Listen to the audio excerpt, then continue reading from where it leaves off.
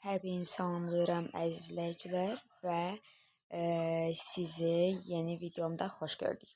Deməli, bu videoda mən növbəti 9-cu sinif buraxılış imtahanlarını 2026-cı ildə aprel ayında keçiriləcək 9-cu sinif buraxılış imtahanlarına ingilis dilinin qrammatikasından düşmə ehtimalı daha çox olan 99% düşmə ehtimalı olan suallardan işləyəcəyik.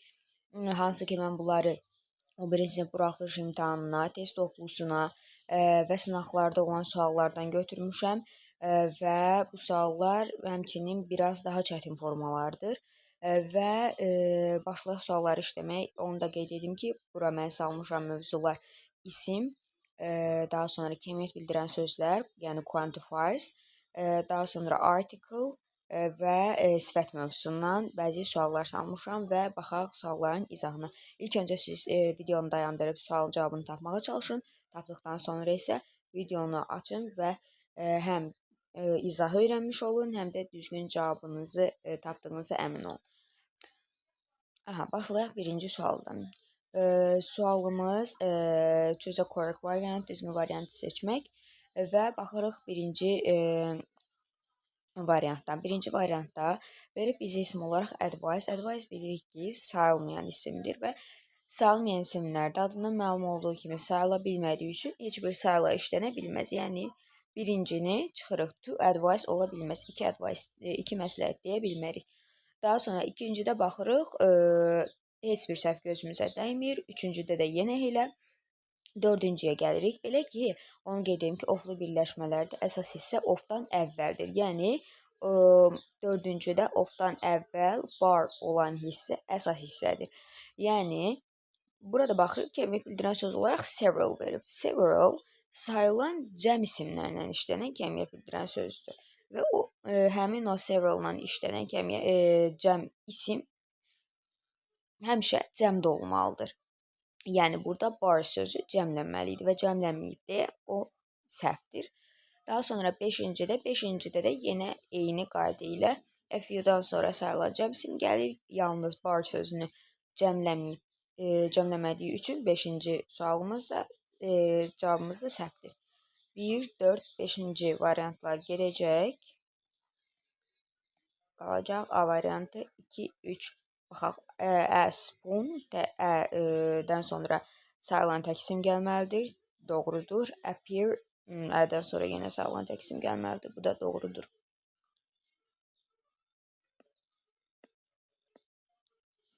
Keçək növbəti sualımıza. Növbəti sualda choose the sentence with the correct form of the possessive case of nouns. İsmin gəlik hal vermiş, düzgün cümləni seçməliyik. Deməli, başlayaq A variantından. A variantında üzr istəyirəm.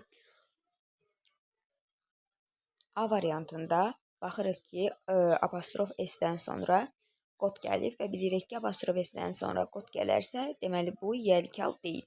Daha sonra keçirik B variantında. B variantında what. Bilirik ki, what's-dır, how's-dur, which-dir.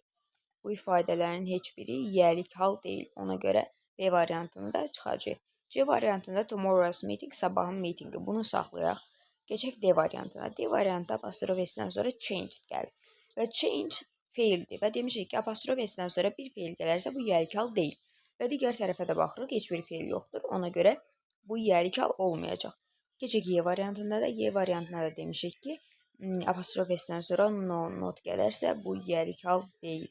Y variantında çıxdı. Cavabımız olacaq C variantı. Tomorrow's meeting, sabahın görüşü.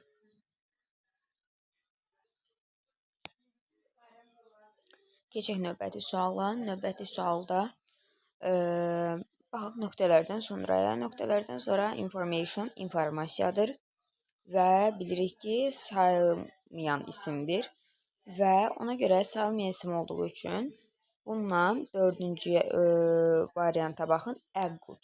İşlənə bilməz. Ən artiklı bir deməkdir. Və sayılmayan isimlərdə adlarından məlum olduğu kimi sayıla bilmirlər. Ona görə onlarla artiklı işləməz. Dördüncünü atırıq. Və daha sonra keçək beşinciyə. Beşincidə several. Bayaq da qeyd etdiyim kimi several sayılan cəm isimlərlə işlənə bilir. və burada information sayılmır deyə 5-ci də olmaz. 4-5 olan variantları atırıq. Qaldı Y variantı 1, 2. Doğru cavabımız Y. Aha, keçək növbəti suala. Növbəti sualda yenə doğru yəlik verilmiş cümləni seçməliyik. Baxaq birinci varianta. The dancers' first performance was wonderful. Ola bilər. They delayed yesterday's flight because of the storm. İkinci də ola bilər. Daha sonra keçək 3-ə. The Browns party was a success. Baxaraq ki, burada əgər Browns deyirsə, deməli bu önünə də Z qoyub Brownlardan, bir ailədən söhbət gedir, nəsildən söhbət gedir və onun yəlik halının düzəlməsini necə demişdik?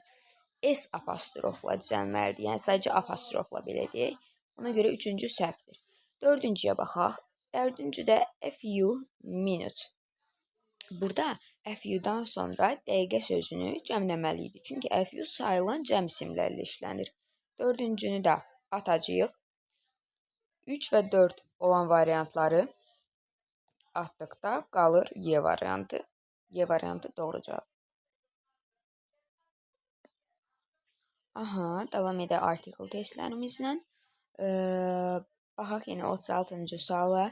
Burada da özünü ilk öncə qeyd etdiyimiz kimi Brownlardan söhbət gedir. Ona görə ilk tərəfdə Z artikli olmalı. Çünki ailəyə vurğu edir. Ailəyə vurğu edirsə soyadların qarşısında Z artikli işlənir.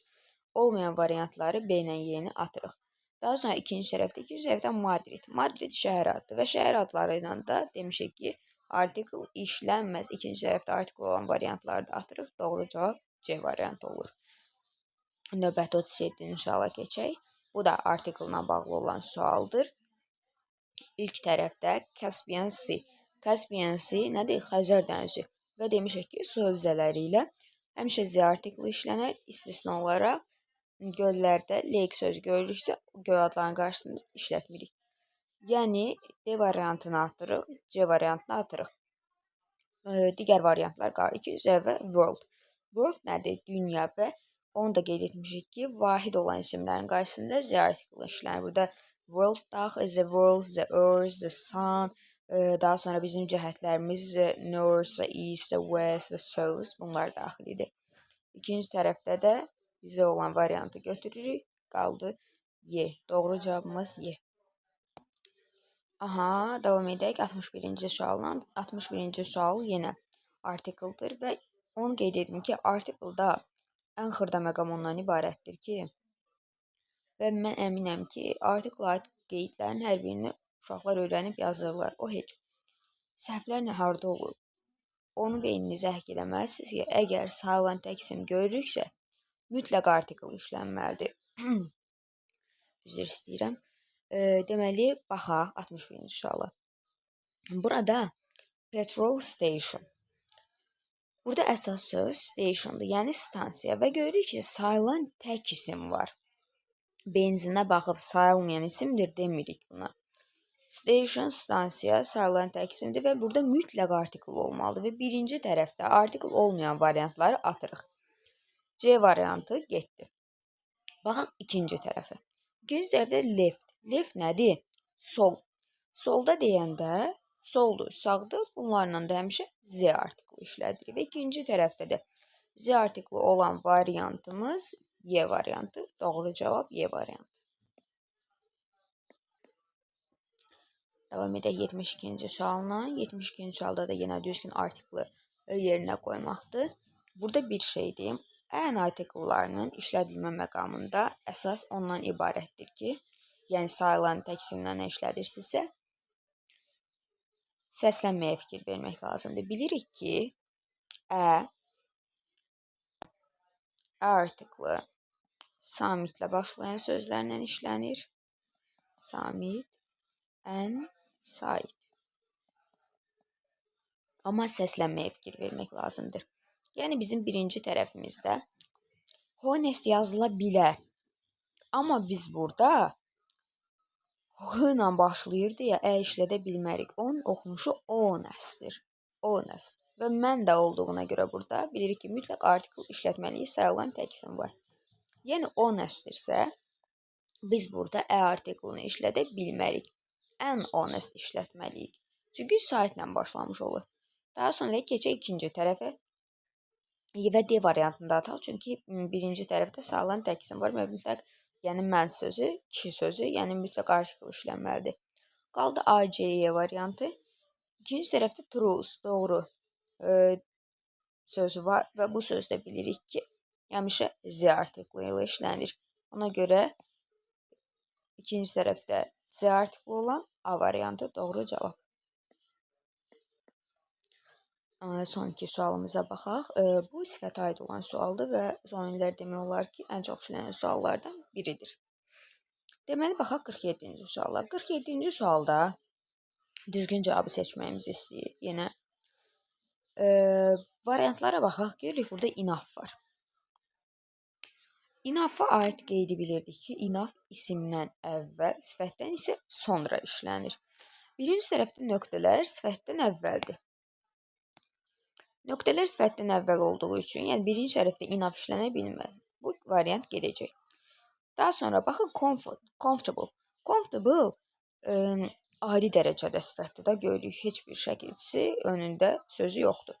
Və ona görə B variantını da atırıq. Much müqayisə dərəcəsi ilə işlənir. Amma bizim sifətimiz comfortable sifəti adi dərəcədə sifətdir. Daha sonra keçdik ikinci tərəfə. Large sözdür. Və bizim əlimizdə də qalıb A, D, Y variantları. Baxırıq ki, D variantı və Y variantının ikinci tərəfində olan to bu sifətdən əvvəl işlənməlidir. Amma enough sifətdən sonra işlənməlidir. Ona görə düzgün cavabımız A variantı olacaq. Very comfortable, large, enough. Bugünlük bu qədər. Qrammatikadan kimi bildirənlərlə bərabər 4 mövzunu təkərləmiş olduq. Və həmçinin imtahana digər qrammatika mövzuları ilə bağlı hansı sualların düşə biləcəyi və o suallarla bağlı test işləmək istəyirsinizsə, öz biliklərinizi yoxlamaq istəyirsinizsə, kanala abunə olmağı, ən əsası rəylərdə fikirlərinizi bildirmək unutmayın. Sağ olun, hələlik.